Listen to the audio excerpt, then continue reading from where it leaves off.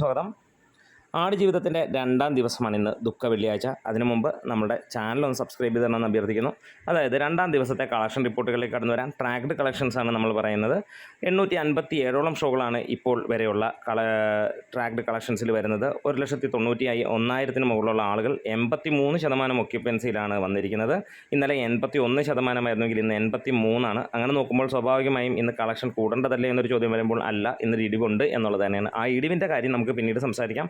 ഇപ്പോൾ ഇതുവരെ കിട്ടിയിരിക്കുന്ന ട്രാക്ഡ് കളക്ഷൻസ് അനുസരിച്ചിട്ട് 2,95,00,000 രൂപയാണ്. അതായത് ട്രാക്ഡ് കളക്ഷൻസിനകത്തിലാണ് പറയുന്നത്. ഇന്നലെ ഫൈനലായി വന്നത് 4,88,54,000 രൂപയായിരുന്നു ട്രാക്ഡ് കളക്ഷൻസിലേക്ക് വന്നത്.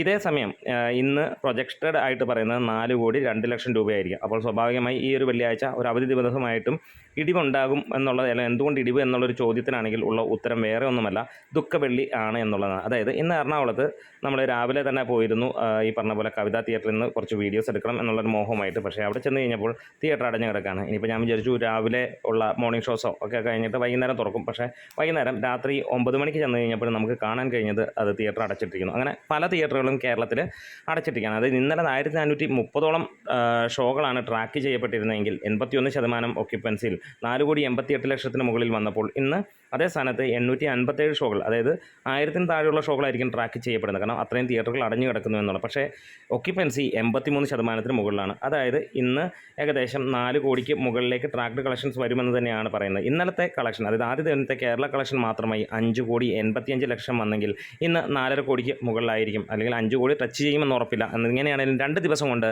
10 കോടിയാണ് കേരള കളക്ഷൻ വരാൻ പോകുന്നത്. ആദ്യ 2 ദിവസം കൊണ്ട് 30 കോടിക്ക് മുകളിലായിരിക്കും വേൾഡ് വൈഡ് കളക്ഷൻ വരാൻ പോകുന്നത്. സർവ്വകാല റെക്കോർഡ് തിരുത്തി കുറിക്കുകയാണ് പൃഥ്വിരാജിൻ്റെ ഈ ഒരു ചിത്രം. അപ്പോൾ നമ്മുടെ വീഡിയോസ് ഇഷ്ടമായെങ്കിലും സപ്പോർട്ട് ചെയ്യണം ഗ്രേ മീഡിയാസ്.